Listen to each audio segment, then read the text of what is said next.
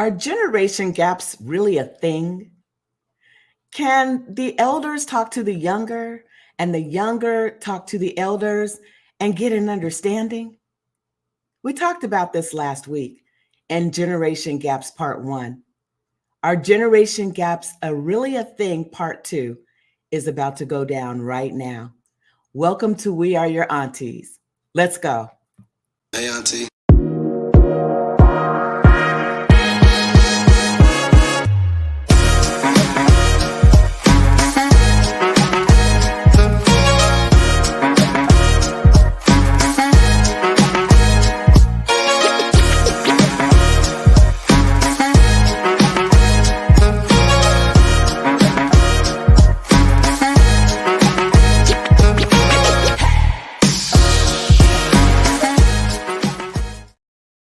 All right then, DY, come on. Come on with yourself. Great morning, ladies. Good morning. Oh my goodness. Exciting day. That was some great little intro music there. I'm excited about the show now. I already was. Now I really am. So, how are you ladies this morning? Oh, good. Wonderful. You're a hype boy. Right. So I am just like so into this topic. Yes. You know, we started last week talking about the generation. Is generation gap or are generation gaps really a thing? Mm-hmm. And we discovered that it doesn't have to be, but each generation, so-called generation, has its own distinguishing characteristics, but then there are some from one generation that cross over to another generation. And so it's really just a matter of communication. Don't you think so? Yes. Yeah. I love the no labels, no distinction between this one and that one. I just love it because you got the young at heart and then you got the old souls. That's right. Well, what do you mean by old souls? Let's talk about that. Because I have some theories about the old souls thing. Well, you know what? I want to say it as, like a young person, like I had a cousin, he loved like doo-wop and different things like that. And we used to laugh at him and because he would like wear his hair like in like we call it like a process.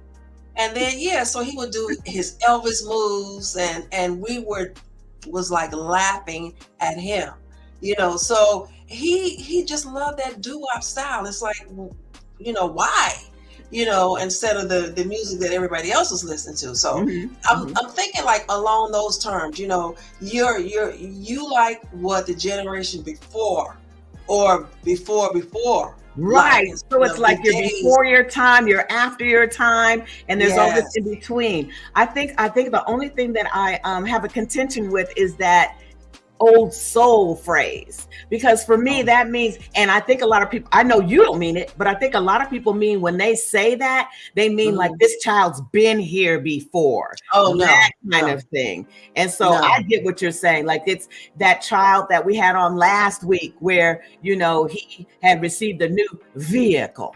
Not a car, but a vehicle. And he was just going on and on like he was about 80 years old, right? Exactly. Great morning. We got Jonna Houston here this morning. Great morning, sister. Thank you for joining us. Good morning. Yeah. You know so funny about that whole thing?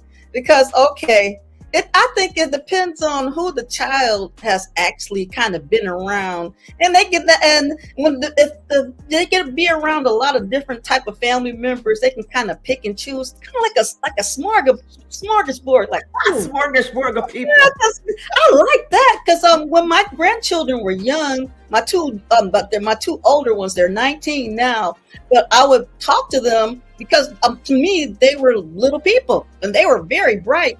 And I would use the word shenanigans when I was talking to them. And my mother's like, oh, they don't know what that big word means. I said, yes, they do. They've been around me. They know what shenanigans. And I said, shenanigans. They know what shenanigans are. So it goes to that whole conversation that we had last week of it really depends on what family you're born into. And it also depends on what was happening in the world at the time that you were born, because you'll be exposed to different incidents and topics and themes that, you know, the next generation or the prior generation doesn't know anything about. And so that's why it's so important to me to keep this work very intergenerational. We're always talking, we're always investigating, and we're always discovering something new about someone who's not quite our age. We have a very special friend that I am really praying is coming to the stage this morning. And right now they're getting some technical things together, but let's talk a little bit about him and talk about why we decided to bring him. Because I think it was last week, Auntie Genoa was talking to our elders, like not just yes, ma'am, no, ma'am, and going about our business, but sit down, park yourself, stay a while. If they're cooking in the kitchen, go in and grab a stool and pull up a chair. And, you know, I said that at the same time, we also need to gather those recipes. Yes, we do. They just put a pinch of this, a dash of that, a cup of this, and a bowl full of that. And we don't know, and they don't know, but we can sit there. And one of my cousins measured for my grandmother as she made tea cakes. And, you know, they just know things. It's not just about cooking. It's just a metaphor for just sitting down and gathering the information of our elders. And so we have a gentleman who we're hoping will come to the stage this morning. His name is Professor Kelsey Colley. And he is one of Auntie Rose's former professors. And this man is 89 years old, 1 year short of 90 years old, 9 decades he's been on this planet. And he has a unique perspective because of being a professor, not only a professor, but at an historically Black university, Howard University. And so we're super excited and just want to talk about, you know, what the span of a lifetime like that holds. Can you imagine? Just rich. I'm excited to hear about, you know, the different things that he had to endure, because it's different times and you experience each one. It's just so I just want to hear about those steps and what did he have to do in order to live for life, you know? I'm excited to hear that. Yes. And you know what I discovered also about Professor Colley is that blows my mind. He was at both the March on Washington during the Reverend Dr. Martin Luther King Jr. era, and he was also at the Million Man March. Oh, wow. That's going to be a paradigm shift right there. The Farrakhan era. So that whole span between those two events, I want to hear about that. Like, what was his experience of the first in comparison to his experience of the second? The people that he was meeting, what were they talking about then? And then what were they talking about in the more recent Million Man March? I mean, he just is full of a wealth of information. And not only that, but, you know, what's interesting is that he's not the only one. Right. So we have to go get these stories. We have to give these legends their flowers while they're still with us. And Jonna Houston says, I learned by watching my mom shake a bit, pinch a bit. When I could do exactly the same way she did, my recipe looked and tasted like hers. Fooled my dad. Wow, that's going somewhere. You can fool your dad's taste buds. That's true. So thank you, God, because that's exactly what we're talking about, is passing down those traditions. Not all traditions are good, but the ones that enrich us and the ones that take us to the next level in our elevation as a people. So we're super excited about talking about that. And she said, Jonna says, that's going to be interesting. Yeah, talking about the two different eras, the Million Man March and the March on Washington. We visited Washington, D.C., my husband and myself, not too long ago. And I was born and raised in California. And yes, we've traveled.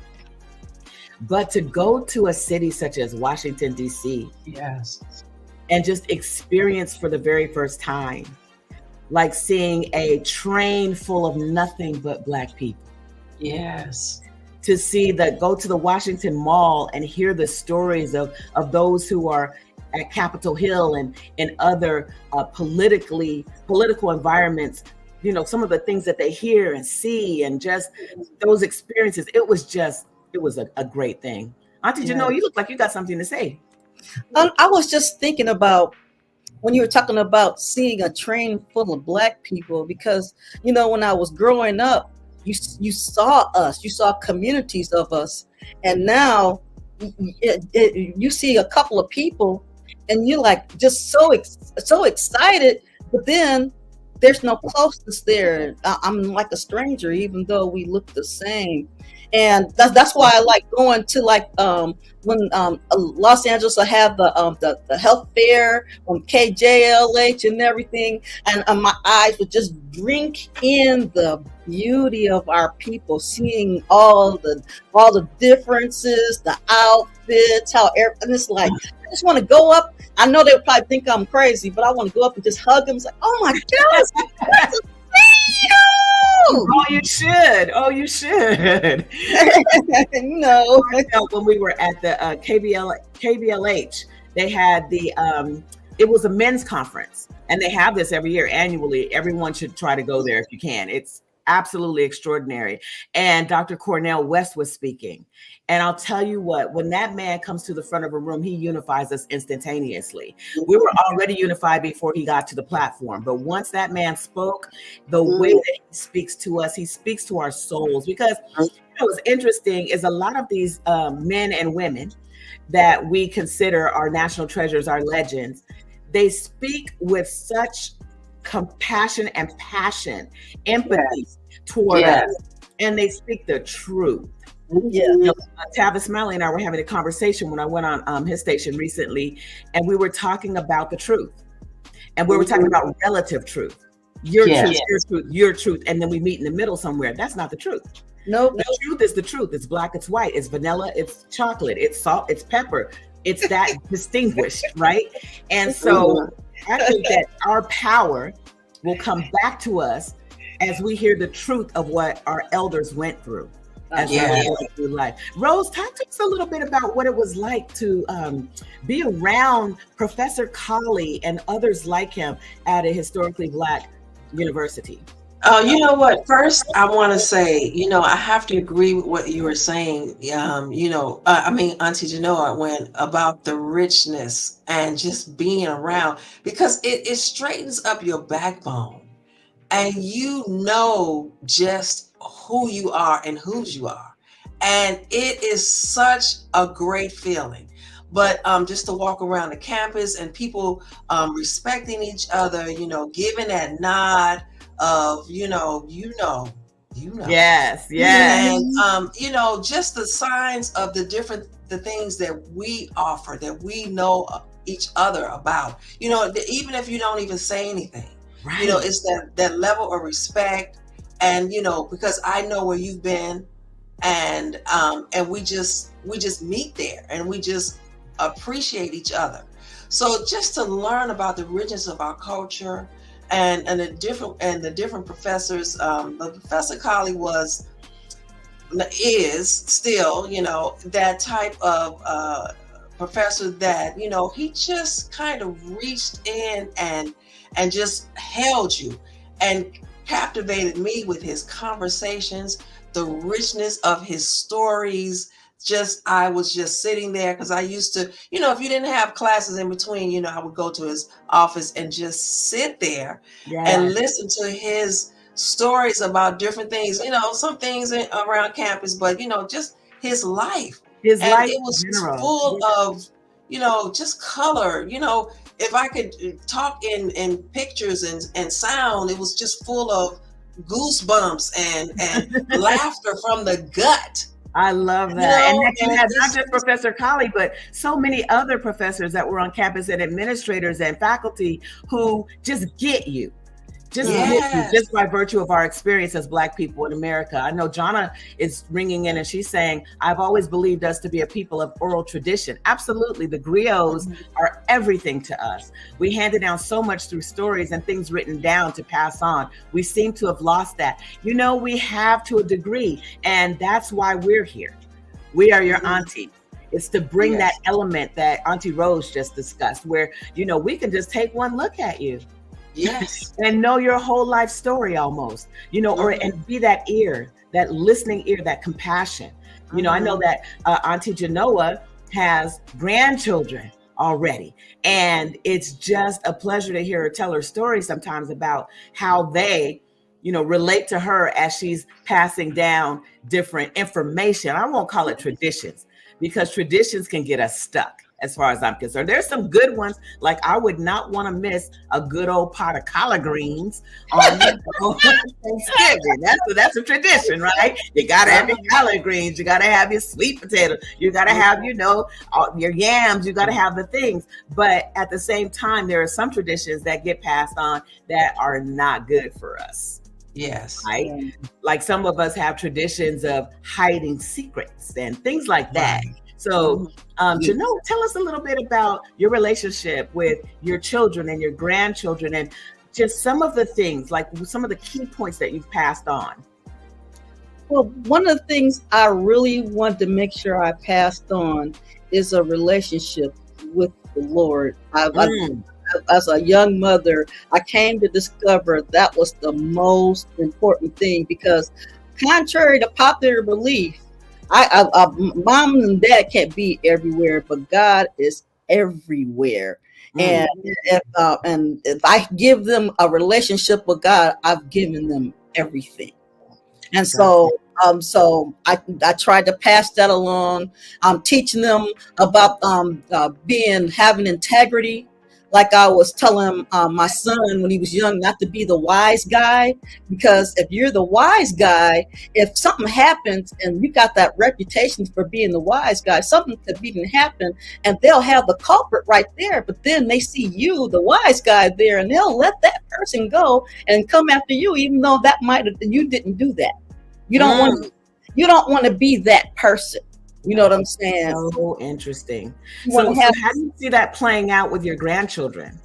The things that you pass down, the Lord and going to church and having that foundation. How do you see that passing down from you to your children? And now what do you see in your grandchildren? It's an interesting mixture, only because of this techno society. So they have access to stuff that my children didn't have access to. And so I have to make sure I stay current to a certain degree, but then retain exactly who I am. And so when I teach them things, I have to take time to explain it and not expect them to just know, because some of the things that I passed along to my children, if they didn't find value in it, they didn't pass it along to their children. And so it's Nana's job to pass that along. And first of all, they're like, then like, oh, I can talk to Nana. I get it. That's powerful. It's a relationship. They had to, just like I had to get to know them, I had to allow them to get to know me, but then I had to be able to explain why. I love it. I love it. So when you are with your grandchildren and they're asking you the question, why? If you've made a mistake about something, are you able to admit that to them and ask for their forgiveness or anything? Quickly, because that's the one thing when I was growing up, adults did not apologize to children. And when my children were growing up, if I did something wrong, I apologized immediately, because I wanted to teach them you're never too big to apologize when you've done something wrong. So I passed up. That's powerful. So, yeah, my mom was the same way. I just wanted to say, because it's coming to mind right now, and I hope, DY, you're listening, because I want you to put up some of the slides of some of Professor Colley's proteges. And one of them is staring at you through this camera right now, and you're staring at her. And that is Rosemarie Smith Coleman. He has mentored so many of the dynamic performers that tell our stories and our narratives and have that touch from Professor Colley that, you know, other performers don't have. They have that touch from Howard University and other historically Black universities and colleges that others just don't have. And some of those are Kelly S. Williams, I remember Chris Thomas, Tony Powell, Harriet D. Foy, Frenchie Davis, Karen Molina White, Taraji P. Henson, Anthony Anderson, Isaiah Washington, and our very own Rosemarie Smith Coleman. Can you bring up the next? Yeah, there we go. There are the rest of them. And so my point in bringing up these slides right now and talking to you about this is that one life, one man, one woman was willing to open up their heart to these young people and share their experience, share their love, share their art, their craft, and most of all, their care and concern for how these young people were molding. And now we see that these young people have now come into their age of sharing with the generations that follow them. I know, for example, Taraji P. Henson, we've known her for her work, but at the same time, behind the scenes, she's also offering mental health availability to Black people through her organization. Same thing with Isaiah Washington, same thing with Anthony Anderson. I mean, they have their own organizations. Rosemarie Smith, and at that time she was Rosemarie Smith. She's Rosemarie Smith Coleman now, and her husband Lamont Coleman. Go back to the first slide, please, DY. They established 2 organizations that were on Theater Row in Hollywood for 20 years.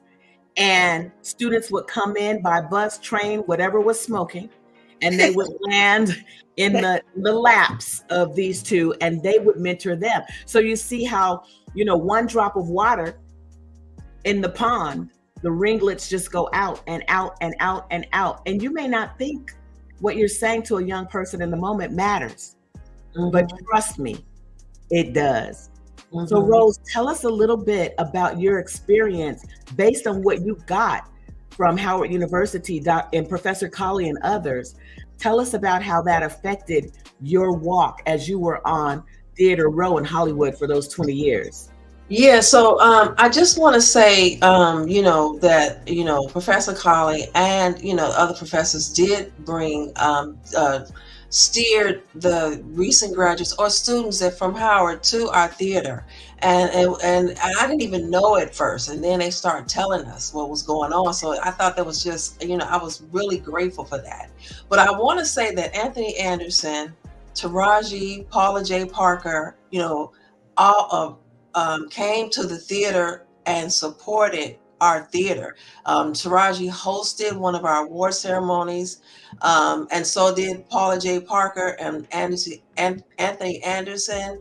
He came, you know, and he came on direction with Jamal, because Jamal McNeil, also Howard, from Howard, he came to our theater and he directed shows, and he brought in Paula and Anthony and a lot of other people that you would know the names if I said them. If I can remember them. Yes. But the overall thing is just working together with us and keeping us with our skills sharpened, a place to go where we can tell our stories. That was the thing that he wanted to keep going, because you know, our stories are rich. Yes, they're rich, and you know, a lot of them are not out there. And we, as a theater company and film, also want to tell those stories because they're so important to everybody, and they're universal. That's right. That's right. They really are. And I remember working with, when I first got to LA, going over to Theater Row, because we've been friends with Lamont and Rose for a long time. And I remember going over and working with Jamal McNeil, and we are definitely, Jamal, are you listening? We're definitely having you on the show. And we also to get, Taraji and Anthony and all of them eventually, just so that they can tell their stories and how they led, how they're continuing to lead young people. Another one who we're not sure exactly how Professor Colley touched his life, but he probably did, right, is the one known as the Black Panther. Because I believe that they were there at the same time. And so he must have touched his life as well. So we're going to go ahead and move into how Professor Colley is still out there doing what he's doing. For example, I discovered that he is, you can take down the slide, DY, thanks. I discovered that he is in an upcoming film. It's called Company D, and it's put on by a film company called Dog Bark Media. And it's about New York dancers. And I cannot wait to get this man in this studio because he's going to talk about the joy of Black talent. Yes. Can you imagine the richness of that? Because clearly, there's a joy in Black talent because of the way that we're replicated from head to toe. Because of, well, we're not replicated, but they do try to emulate us. But then we're also exploited a lot, right? Yeah. And we also have a lot of appropriation going on.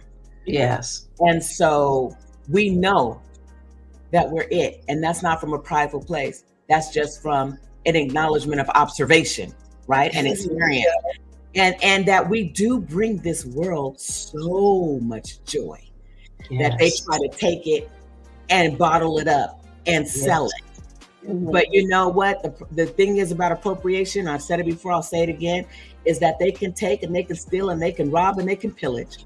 But there's plenty more where that came from. Yes, indeed. And so, just the actors that are out now, the performers, the performing artists, the singers, the dancers, all of it brings us so much joy. And so I want to, first of all, give Auntie Rose your flowers on this show today. Well, thank you. Thank you. We all deserve them. Because I want you just to receive yours. Okay. Because, and I'm telling you why. Because just like Professor Colley spawned all of you all, you have no idea. With being 20 years in Hollywood and having all of those young lives sent your way, all those young souls, that you not only supported with your instruction and the sharing of your craft, your time, your love, but also help to craft their personalities and develop their souls. Because that's what being an artist is all about, is bearing your soul. And, hopefully we're bearing the best parts of our souls. And I believe just having worked with you on Theater Row for just that 1 year, however long I was there, that I saw it, but you'll never know how many, right, there are. And so I just want to give you and Lamont your flowers for that. You know what? I need to tell a quick story. When I direct, I definitely give of myself. That's one thing that, I got that from Howard. And so I always, told the cast and like, hey, you know what, if this is not what you want, then go and do what you need to do, that passion, that fire that that you were born with. So, I would say that all the time. And I would get, different things. People, I went along and I did this and that. But I got a guy that came on Facebook, and he was like, hey, Rosemarie. And I'm like, hey, and he was one of actors in a play that I was directing.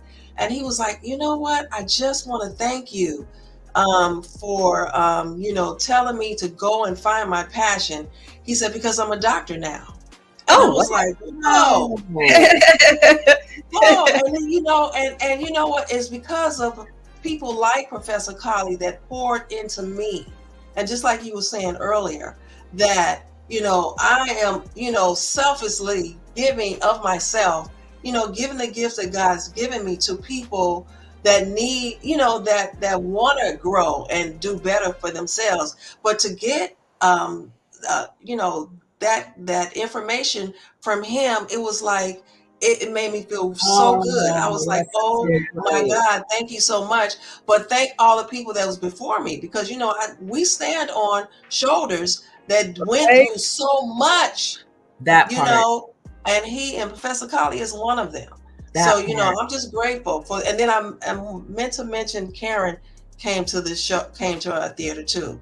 So, you know, it's a lot of people, you know. So I'm Karen, forget the name. Karen, what's Karen's last Karen name? White, you know, she was on the Cosby Show and Lean on Me, and she came to support, and it's because of Jamal too, you know. Okay, good. Yeah.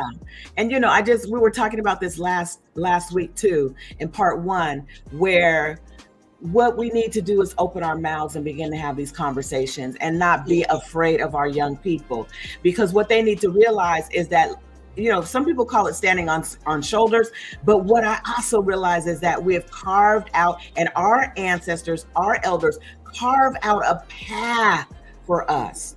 And we might veer to the left or right, like the young man who wrote you on Facebook. He didn't go to stage, but look, he's on a medical stage and doing his thing there. And so they need to have the attention so that we can nurture their gifts, nurture their talents, and get them going in the direction that they need to go in. I know people did that for me. I know people did that for you. And we still do this for all of those who come into contact with us. And that's whether they're young people or older or whatever that is, you know? And so it's just so important that, because when I hear young people,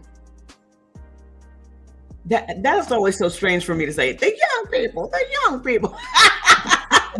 But when I hear people who are younger than we are, okay, when I hear them, when they get to a certain position or platform, will say, I did this by my own grit, by my own sweat, by my own, you know, hustle, my own grind. No, you didn't. No. Because there would be no room for you in any industry unless there was one of us who went ahead of you, unless you're the very first. And even then, you're the very first because you had people behind you pushing you in that direction. You had a village around you. Just look around you. It's a dishonor and it's a disrespect to say, oh, I made this by myself. None of us does. And once we really come out of some of these wounds and realize that, then we will continue along that path. But once the wounds begin to heal, then the scales are removed from your eyes and you can see that, hey, look around. I didn't make it here by myself. There are all these people here with me, an entire village. Jonna says that being directed by Rosemary guides an actor to peel back the layers of vulnerability and transparency in a safe environment. It's been a rich experience for me. Yes, witnessed some of Rose's thank you. Things. Thank you. Thank you, Jonna. I've witnessed some of her work, and I'll tell you what, this woman can draw the emotion out of an ant. You know, it's only because of, you know, who came before me, and you know, and I have to give that respect, because, you know, without my mentors, without people pouring into me, without people, you know, when I didn't get it, was said, it's okay, you will get it. And that's what Professor told me, Professor Colley. When I didn't get it the first time, when I didn't get it the second or the third or the fourth, he kept pouring into me saying, you will get it. I love that. You will get it. I love that. Well, this man has been at his craft for a long time, and I'm not sure whether we're going to be able to get him on today, but we will definitely have him with us next week. And I just wanted to give a little bit of his background so that once we get him on, since we're here, we might as well introduce him in such a way that when we get him on, we're not wasting any moments. We have him just on. So, first of all, if we could get the slide of Professor Colley, DY. Kelsey E. Colley is Professor Emeritus of Theater of Arts at Howard University. He still is, although he's 89. His wife is Mrs. Joyce Colley, and I can only imagine the power and the might and the grace in this woman, that this man has had such an extensive career as he's had, and that she's been the wind beneath his wings. He wrote his first play at 9 years old. Wow. 9. And then that's how he got the bug for acting. And he developed just a love for performing. And he was at Howard University. He came back to Howard University because he actually went to school there. I don't know if you know that, but he started at Hampton University, my husband's alma mater, and then he went to George Washington University, and then he went to Howard, and then once he got his education, he came back to teach. How often does that happen? And I just want to do a quick note on that. We need to go back. Oh, we need to go back. This is him and his lovely wife, Mrs. Joyce Colley. He served as assistant dean at the College of Fine Arts at Howard University, and watch this achievement. This man developed one of only 2 accredited programs at African American universities, and that is the Children's Theater, Howard University's Children's Theater. He is responsible again for the careers, at least in some part, of Taraji P. Henson, Anthony Anderson, Isaiah Washington, and many others. He's written more than 100 plays. I can't imagine. I'm barely getting through one right now. I'm writing a play for Healing the Wounds of American Slavery, and it is a task. He has also directed productions at Howard University and universities across the U.S. This man is international. He has gone across the U.S. to colleges, universities, and all of churches and small organizations, but he's also been as far as Ireland. So, we can only imagine all the stories of all those places. He's performed on stage with Al Freeman Jr. in Ceremonies in the Dark, Old Men. He's also starred alongside Cher, the one named Cher, who is exactly another legend right along on the same level, as far as I'm concerned. We have our own living legend, Professor Colley. He was a talent manager, and watch this. It wasn't for the purpose of wanting to get rich or make money off of other people's talent. He became a talent manager. He became an actor because he wanted to understand what it was to be a talent manager and an agent and shape the lives of other people, so that those two things worked hand in hand. And he's an academic. Oh my God. Hold on. Academician. I do know. Yes. Academician and artistic director for My Little World. It's a day in preschool. So he loves children. There's a story about when he was written about in the George Washington University newspaper, and they quoted him as saying that he liked children. And his then 8-year-old daughter corrected them and said, "Oh no, my dad loves children." So he's continuing his craft. I saw a video just this morning, and it was a Professor Colley with a group of, I don't know, they were a mixed group. It wasn't just young people, it was intergenerational. And he had them in a circle around him. And I don't know if it was improv or if it was scripted. It sounded like improv. And he was speaking from the personage or the character of an African who was being ripped from the shores of Africa, and his resolve of what he was going to do in the new world. And so I won't, go into detail, because I hope we will have that. My back may be to some of you, but okay, I'm in a moment. Don't. Wow. Who am I? I do not know. Who am I? I'm not sure. Who am I? From where do I come? Who am I? What do I ask? I I know no name. I have no home. Where are my roots? Tell me where I come from. I must have done many things. I must have been many places, but I'm not sure. Until I find out who I am, I can't know where to go. Until I find out who I am, I'll wander to and fro, to and fro. Who am I?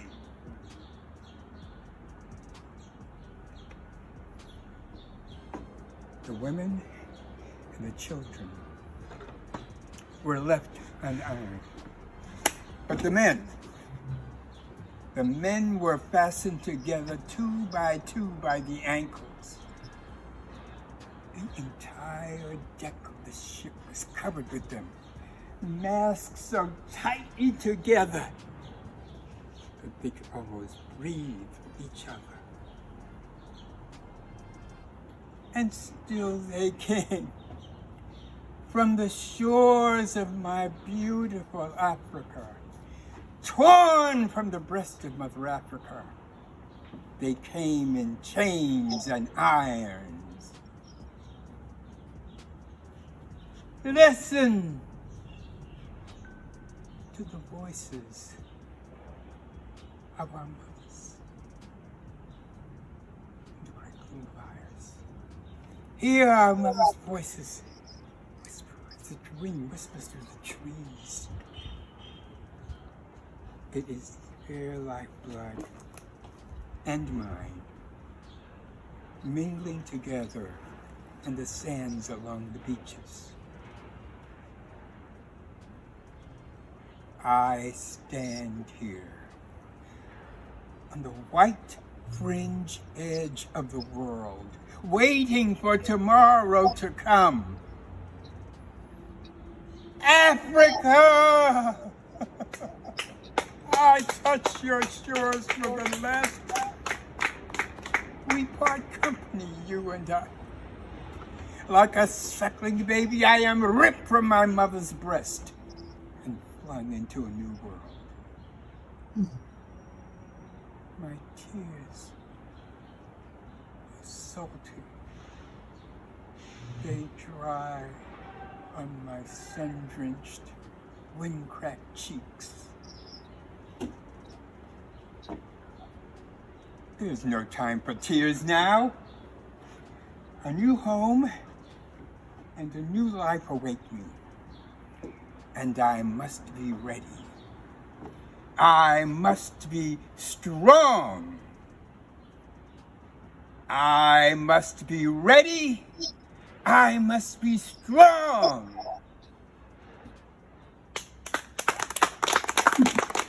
Wow. That was awesome. Wow. The man, the legend, Professor Kelsey Colley. Yes. Well, Yes. ladies, I think that we have done a powerful introduction to our upcoming guest. It has been a wonderful time with you two, as always. And thank you so much, Jonna Houston and Arlene, for joining us. Hello, how are you? Don't they? He and he was talking about he and his wife. They look wonderful, and they did, and they do. We're so excited that we actually had that photo to share with you. And that's a whole other topic that's going to be coming up again and again is Black male-female relationships, Black love, marriage, just the way that we love each other within these relationships. And so, again, I want to give flowers to Mrs. Joyce Colley, his lovely wife, because I know what that is to support a man who is devoting his life and pouring into so many others. And there are others like Professor Colley. And so, audience, your assignment this week, if you should choose to take it, is to find or call that elder that you already know and just sit and listen and add to their life as well. Because one of the things that Professor Colley told Rose and I when we were on a 3-way conversation with him is that the spark that keeps him going is when he's having conversations with younger people.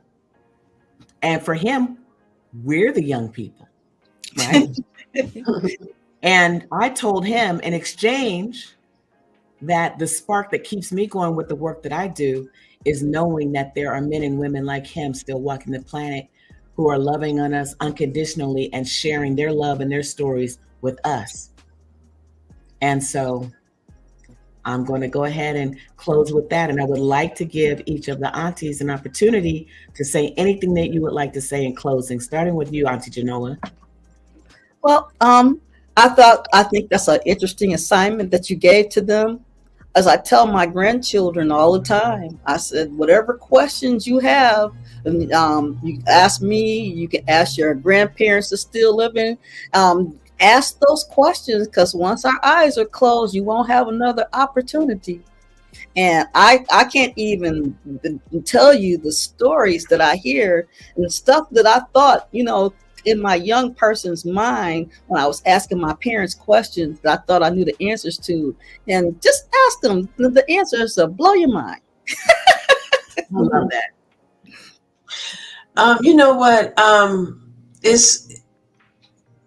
I remember my grandmother saying, I didn't get to be this age to be a fool. We have in our elders so much richness, so much information. And if I could just sit down with my grandmother, even 2 minutes, to just talk about the things that I wish I could talk about. So for those of you that have your mother, your grandmother, your grandfather, or just the elders in your life, take the time, sit down, get that knowledge that's going to be lost forever. And if it's just asking about what they went through, or the lives that they've touched, or just tell me about when you were a child. And I remember my uncle, my uncle and my dad, of course, lost their mother when they were really, really young. And I understand that because that happened to me too. But he told me the story how him and my dad said, okay, that's enough now. She's been in the ground, so we got to go bring her something to eat. And that just touched me. So, but anyway, I'm going to let Auntie Paige go and hello. Guess who I've got on the phone, ladies? Oh, okay. Who? I've got Professor Colley on the line. Oh. Speaker, sir, hold on just a moment. You've got an audience. Just a sec. Okay, let's see if we can turn this thing up. Get close to the mic. Go right ahead, Professor Colley. Good morning. Well, good morning to you. Oh. And I regret to say I was looking forward to seeing you and being seen. Well, you will be. And sir, we found a clip of you teaching a group of students outdoors. It looks like it must have been during the pandemic. You have a mask on the side of your face, and you are doing, I don't know if it was an improv monologue or scripted, but you were speaking from the perspective of a character, an captured African about to go to the colonies on a ship. And it is extraordinary. And so we did show that. Do you remember that? Oh, I had forgotten. That was school closing about 2 years ago. Yes. Only 2 years ago. Yeah, that was 2021. 22. That was 22. The spring of 22. Right, because I just retired from that school. I was there for 10 years. It's an African-centered school in Southeast Washington. Everybody knows it as probably the worst area in town. Got it. Well, you were absolutely extraordinary. Riveting. I mean, you've got bravos. You've got he was amazing with hands clapping. You've got, you and your wife look wonderful. And we all just thank you so much. And what we're going to do is we're going to work very hard to get you back into the studio, really, so that they can see you and speak with you and have their comments with you next week. So hopefully you'll be available. We'll have DY contact you and see if we can make that happen.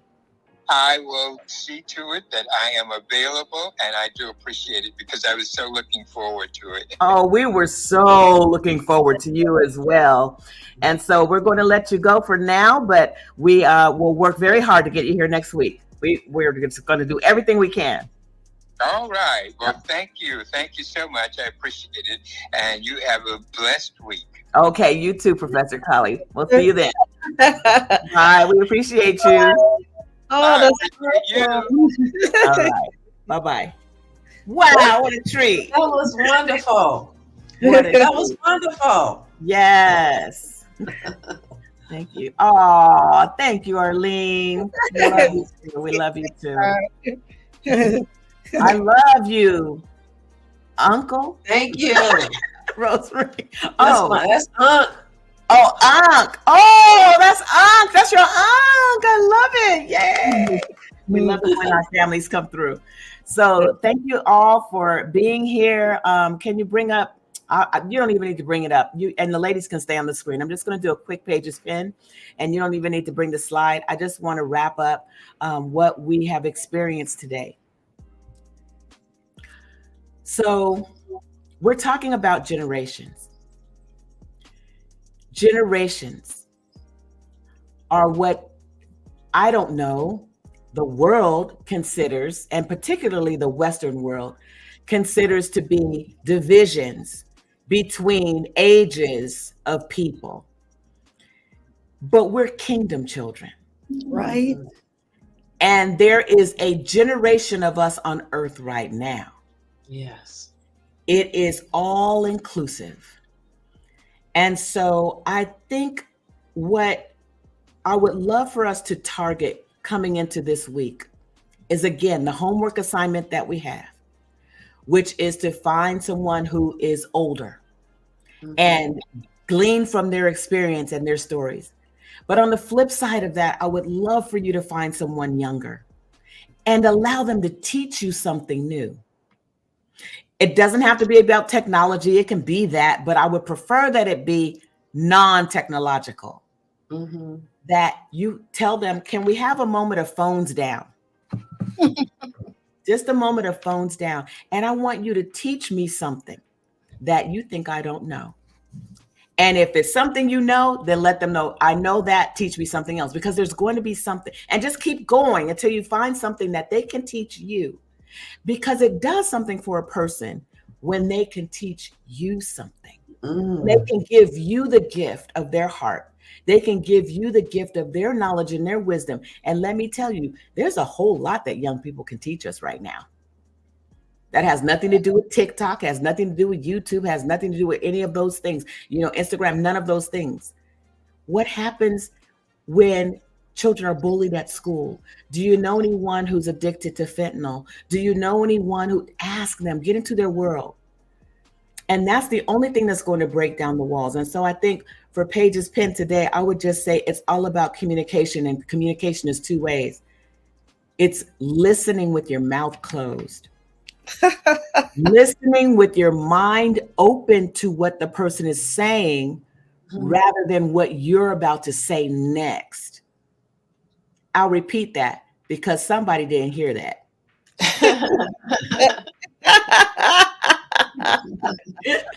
Somebody, my spirit tells me somebody's saying, repeat that, please. Okay, I will.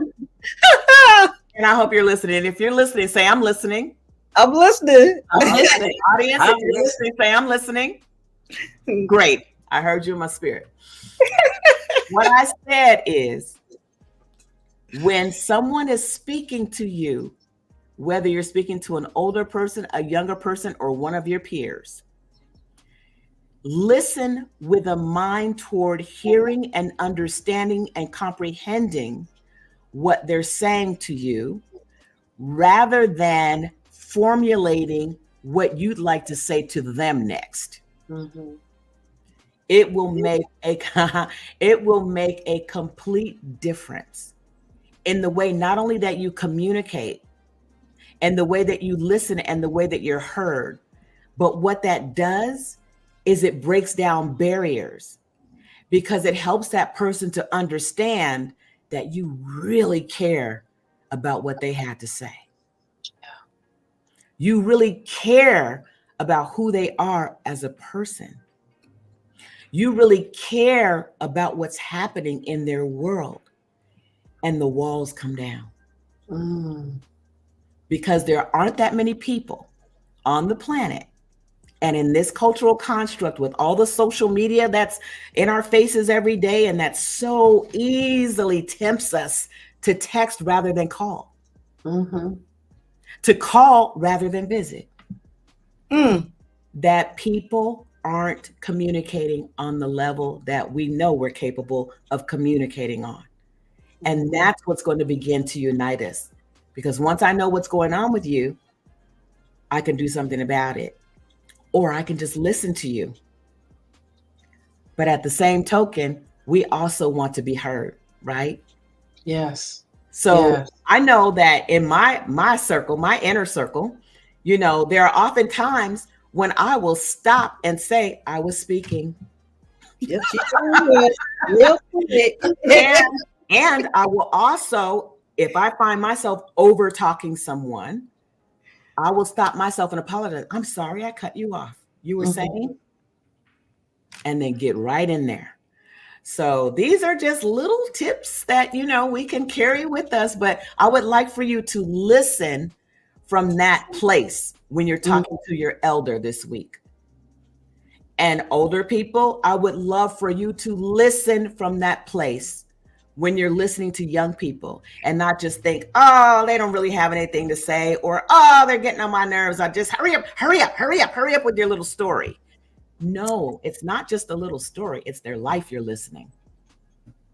It's their life. So if you care about unification, right? You care that our people can work together and get somewhere and get some things done, then let's all take that note, myself included, that it's not important what you have to say next if you haven't heard what the person said to you. I'll repeat that again too. It's not important what I have to say to a person who's speaking to me if I haven't fully heard what they have to say.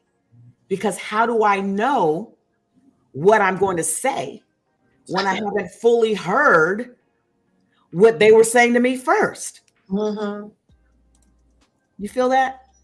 Definitely. And so it's not a fussing. I'm not fussing, but I'm admonishing all of us to take it to another level. We don't have to imitate the culture. We don't have to, it's okay, Rose, it's perfect. We don't have to imitate the culture. We don't have to assimilate to our oppressors' way of being, their traditions, and the way they speak to their young people, and the way their young people speak to them. We can, as Rose said so eloquently earlier, we can be like those professors and those faculty members and administrators who gave their lives at Howard University and other historically Black colleges and universities, who pour into the young people. She said that they allowed us to be what? Vulnerable. And that's what we need. And the reason we need that is because that's the only way we get at these wounds that are in our hearts, is if we allow ourselves to be vulnerable and we allow others to be vulnerable with us without taking what they tell us and twisting it into some nonsense. We are your aunties. We're so glad that you joined us, and we'll see you back here next week. Bye.